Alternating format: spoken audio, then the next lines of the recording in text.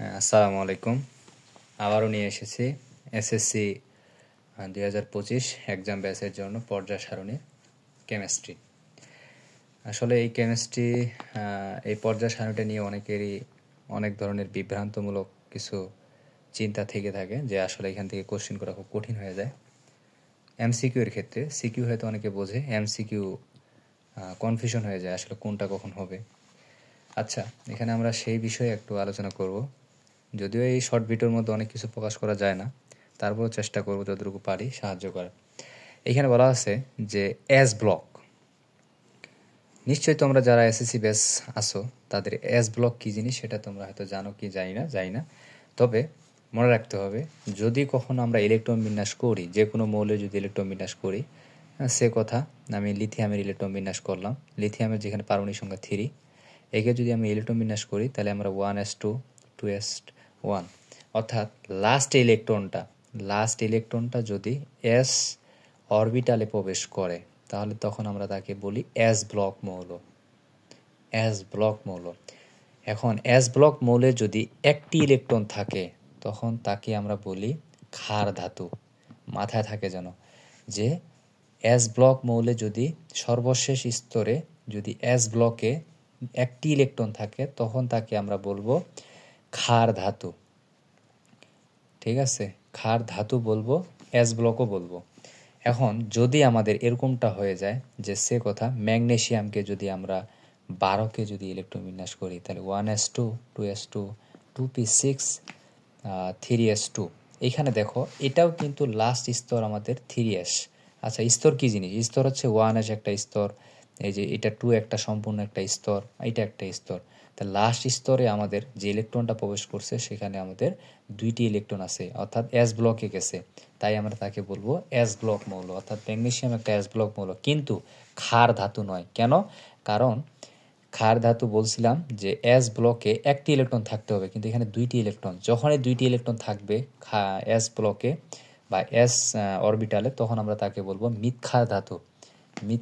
আর একটা কথা এখানে যে মনে রাখতে হবে যে মৃৎক্ষার ধাতুরা সচরাচর মাটিতে পাওয়া যায়, মাটির সাথে বিক্রিয়া সবসময় করে থাকে, এই জন্য তাদেরকে মৃৎক্ষার বলে। মৃৎ শব্দের অর্থ মাটি, ক্ষার শব্দের অর্থ ক্ষার, অর্থাৎ যাকে বলে মৃৎক্ষার মানে মাটির ক্ষার। আচ্ছা, এবার আমরা আসি ডি ব্লক মৌলটা কি? যে আমাদের সিমিলারলি লাস্ট ইলেকট্রনটা যদি ডি ব্লকে প্রবেশ করে অর্থাৎ ডি অরবিটালে প্রবেশ করে তখন আমরা তাকে বলবো ডি ব্লক মৌল। যেমন আমরা যদি ধরে থাকি কপার, যেটা আসলে কঠিন একটা ইলেকট্রন বিন্যাস মনে করে সবাই, যে এটা এই জন্য নিয়েছি 1s2 2s2 2p6 3s2 3p6 3d 4s। আমরা নিয়ম অনুযায়ী জানি যে 4s-এ 2টি ইলেকট্রন যায়, কারণ এটা কার নীতি অনুসারে যায়? ওই যে আব্বাউ নীতি, ও নিচ থেকে উপর দিকে। আমি কোচিংয়ে যাদের বোঝাই, অর্থাৎ আমার প্রাইভেট বেচে যাদেরকে বোঝাই তাদেরকে বলি, একটা উদাহরণ দিয়ে থাকি যে বাপের সবচেয়ে ছোট ছেলে আর বাপের সবচেয়ে বড় ছেলে। যারা বাপের বড় ছেলে তারা বাপের সম্পত্তি পেয়ে পড়ালেখা করে অনেক বড় হয়েছে, এই জন্য বাপ যখন সম্পত্তি ভাগ করতে যাবে তখন অবশ্যই বড় ছেলেকে কম দিয়ে ছোট ছেলেকে একটু বেশি দিবে, কারণ ছোট ছেলে সেই পরিমাণ সম্পত্তি পায় নাই মানুষ হওয়ার মতো। এই জন্য আমরা বলি নিম্ন স্তরটাকে আগে পূর্ণ দিয়ে উচ্চ স্তরে আমরা যাব। সিমিলারলি তাহলে আমাদের এখানে আমরা কিভাবে ইলেকট্রনটা প্রবেশ করালাম যে 4s-এ n প্লাস l এর উপর ভিত্তি করে, n যেখানে হচ্ছে প্রধান স্তর, প্রধান কোয়ান্টাম সংখ্যা, আর l যেখানে সহকারী কোয়ান্টাম সংখ্যা। তো সহকারী কোয়ান্টাম সংখ্যা এখানে আমরা পাইলাম 4 প্লাস 0 যেখানে 4, আর এখানে আমরা পাইলাম হচ্ছে 3 প্লাস 2 যেখানে d কে আমরা 2 ধরি, এটা সবাই জানো। তাহলে সিমিলারলি আমরা বলতে পারি এখানে 9 হওয়ার কথা, কিন্তু ডি অরবিটাল 9টি ইলেকট্রন নিতে পারে না। এটার ব্যাখ্যা একমাত্র একটাই যে ডি অরবিটাল কেন 9টা নিতে পারে না, কারণ ডি অরবিটালে উপস্তর আছে 5টি। এটা হয়তো তোমাদের জানা, যেহেতু তোমরা 25 এক্সাম ব্যাচ। এটা ডি অরবিটালে 5টি অরবিটাল আছে, উপস্তর আছে। এই উপস্তরগুলো যখন ইলেকট্রনগুলো নেয় লাস্ট উপস্তরে বা লাস্টের যে স্তরটা আছে, মানে অর্থাৎ আমরা বলতে পারি, এটা ক্লিয়ার করে দেই, ডির উপস্তর 5টি আছে, d x y, 3d y z, 3d z x, 3d x square minus y square, 3d z square. যখন আমরা এখানে 9টি ইলেকট্রন দিব তখন আমরা একটা করে ইলেকট্রন দিয়ে দিলাম, দিয়ে দেওয়ার পরে লাস্ট আরেকটা ইলেকট্রনকে দিয়ে দিলাম। তো লাস্টে আমাদের 9টা ইলেকট্রন দেওয়ার পরে আমরা দেখা গেল যে এইখানে আমাদের একটা ইলেকট্রন ফাঁকা পড়ে যাচ্ছে।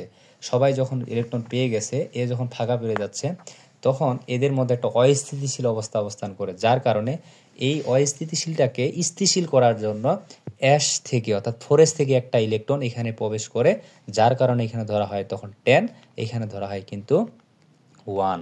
অর্থাৎ ওই যে একটা ইলেকট্রন সে ছেড়ে দিল বা দিয়ে দিল, ওই ইলেকট্রনটা এখানে আসে বসলো। এখানে আরও মজার কিছু কথা ছিল, কিন্তু ভিডিও লং না করার জন্য এটা করা যাচ্ছে না। তো যাই হোক, এখন আমরা আসি। তার মানে ডি ব্লক মৌল কখন আমরা বলবো? যদি লাস্ট ইলেকট্রনটা ডি ব্লকে প্রবেশ করে। তার লাস্ট ইলেকট্রনটা এখানে তো ডি ব্লকে প্রবেশ করছে, কারণ আগে এসে গেছে, তারপরে ডিতে গেছে, এই জন্য তাকে আমরা ডি ব্লক মৌল বলবো। তাহলে আমরা ডি ব্লক মৌল বলতে কি বুঝলাম? লাস্ট ইলেকট্রন ডি ব্লকে প্রবেশ করলেই তাকে আমরা ডি ব্লক মৌল বলবো। এবার আমরা আসি এই যে এফ ব্লক মৌল। কি ব্লক বলবো? এফ ব্লক মৌল। এফ ব্লক মৌল কি? ওই সিমিলারলি লাস্ট ইলেকট্রনটা যদি এফ ব্লকে প্রবেশ করে অর্থাৎ এফ অরবিটালে প্রবেশ করে, তখন আমরা তাকে বলবো এফ ব্লক মৌল। সিমিলারলি এবার আমরা চলে যাব অবস্থান্তর মৌল। অবস্থান্তর মৌলটা কি? এটা খাতায় যদিও আমি নোট করার সময় পাই নাই, যাই হোক, অবস্থান্তর মৌলটা হচ্ছে যদি ডি ব্লক মৌলটার অর্থাৎ এই যে ডি ব্লক মৌলটা আছে না, এই ডি ব্লকে যখন প্রবেশ করবে অর্থাৎ ডিতে যখন ইলেকট্রনটা প্রবেশ করবে, এই ইলেকট্রনটা প্রবেশ করার পর ডি যদি পূর্ণ না হয় অর্থাৎ আংশিক, অর্থাৎ 1 থেকে 9 বোঝায়, যেটা 1 থেকে 9-এর মধ্যে যদি ইলেকট্রন থাকে, তখন তাকে আমরা বলি অবস্থান্তর মৌল। যেমন বিষয়টা, তাহলে কি এটা কি অবস্থান্তর হবে?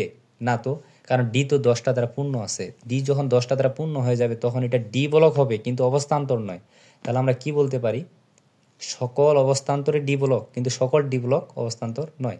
তাহলে আমরা যেমন অবস্থান্তর মৌল হবে এমন একটা মৌল আলোচনা করি, যেমন ম্যাঙ্গানিজ Mn, আমরা 25, এটাকে যদি আমরা ইলেকট্রন বিন্যাস করি 1s2 2s2 2p6 3s2 3p6 3s2 3p 3p6 3d হবে, এটা 3d, আর এটা হবে 4s। ঠিক আছে, তাহলে এখানে আমাদের হয়ে গেছে কয়টা? 2টা, এখানে হচ্ছে 8টা 10টা 10, আর এখানে হচ্ছে 18টা হয়ে গেল 18টা। তাহলে এখানে যদি আমরা 2 দিই 20টা, তাহলে এখানে কয়টা হয়ে গেল? 5টা। এখন বলো তো, এখানে যে 5টা হলো, এটা কি ডি অরবিটালটা কি অর্ধপূর্ণ নয় বা আংশিক পূর্ণ নয়? এই আংশিক পূর্ণ হওয়ার কারণে ম্যাঙ্গানিজকে আমরা বলবো অবস্থান্তর মৌল। ম্যাঙ্গানিজকে কি বলবো আমরা? অবস্থান্তর মৌল বলবো। আবার ডি ব্লকও বলবো, তার মানে এটা ডি ব্লকও হলো, অবস্থান্তর হলো। কিন্তু এই মৌলটা ডি ব্লক হলেও অবস্থান্তর হলো না। তার মানে অবস্থান্তর আমরা কখন বলবো? যদি কখনো ডি ব্লক মৌলটাতে বা ডি অরবিটালে যদি 1 থেকে 9-এর মধ্যে ইলেকট্রন থাকে, তখন আমরা তাকে বলবো অবস্থান্তর মৌল। এটা নৈবেত্তিকের জন্য ভেরি ভেরি ইম্পর্টেন্ট। ঠিক আছে, অনেক ইম্পর্টেন্ট একটা মানে কথা আর কি। এটা নৈবেত্তিকে আসেই, অনেকে এটা কনফিউশন হয়ে যায় যে কখন আমরা অবস্থান্তর বলবো আর কখন এটাকে ডি ব্লক বলবো। কথা ক্লিয়ার?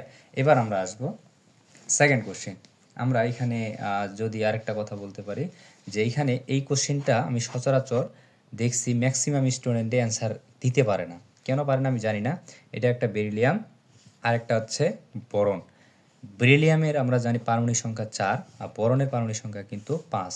তাই বেরিলিয়ামের চেয়ে বোরনের আয়নীকরণ শক্তি কম কেন, এটা আলোচনা করার পরে, এটা আলোচনা করার আগেই আমাদের কিন্তু জানতে হবে আয়নিক শক্তিকরণটা কি আসলে, এটা জানতে হবে। তাহলে আমি এটাকে আমরা সহজ বাংলায় একটা চার্ট লিখে রাখছি। এই চার্টটা যদি কেউ লিখে রাখতে পারো, তাহলে তোমার জীবনেই আর এই টাইপের কোশ্চিন কখনো ভুল হবে না বা নৈবেত্তিক ভুল হবে না। এটা নিয়ে আমরা এখন বিস্তারিত আলোচনা করব। কেমন বিষয়টা? যেমন পর্যায়ভিত্তিক ধর্ম। পর্যায়ভিত্তিক ধর্মটা কি? দেখো, যে পর্যায়ভিত্তিক ধর্মটা, যেমন এখানে বলছে গ্রুপের উপর থেকে নিচে, গ্রুপের উপর থেকে নিচে, একটা গ্রুপ যখন উপর থেকে নিচের দিকে যাবে, হয়তো এখন গ্রুপ তোমরা যদি বলো যে ভাইয়া আমরা গ্রুপ বুঝি না, তাহলে তো ভাইয়া তোমাকে একবার ক্লাসে আসতে হবে, এত গ্রুপ এখন তো বোঝানোর সময় নেই। গ্রুপ হচ্ছে আমরা জানি, একবার দেখবা পর্যায় সারণী মাথায় 1 2 3 এভাবে 18 গ্রুপ পর্যন্ত।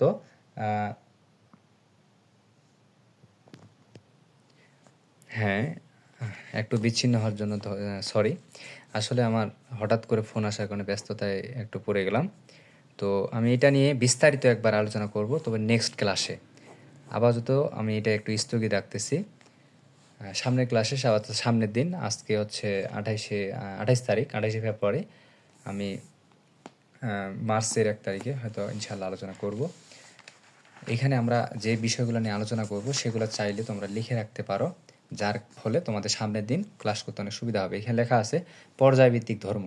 গ্রুপের ক্ষেত্রে উপর থেকে নিচে, পর্যায়ের ক্ষেত্রে বাম থেকে ডানে, পারমাণবিক আকার ও আয়নীকরণ শক্তি, ইলেকট্রন আসক্তি, তড়িৎ ঋণাত্মকতা বৃদ্ধি পাবে, হ্রাস পাবে বা হ্রাস পায়, বৃদ্ধি পায়। অর্থাৎ এইটা হ্রাস পাওয়া আর বৃদ্ধি পাওয়া হয়তো তোমরা বুঝবে না, কিন্তু এইটুকু যদি কারো মনে থাকে, আমি এটা বুঝাবো, বিস্তারিত বলবো, এটা যদি কারো মনে থাকে তাহলে আমি 100% শিওর দিয়ে বলতে পারি যে পর্যায় সারণীটা নিয়ে কারো কোনো টেনশন থাকবে না। কারণ এটা এত মজার একটা পড়া, অনেকে নাকি এটা নিয়ে বিভ্রান্ত পড়ে যায়। আমি বুঝলাম না, এত সুন্দর একটা কোশ্চিন বা এত সুন্দর একটা ফর্মুলা থাকতে আমরা কেন বিভ্রান্ত পড়বো। যাই হোক, নেক্সট ক্লাসে দেখা হচ্ছে তোমাদের সাথে। আসসালামু আলাইকুম।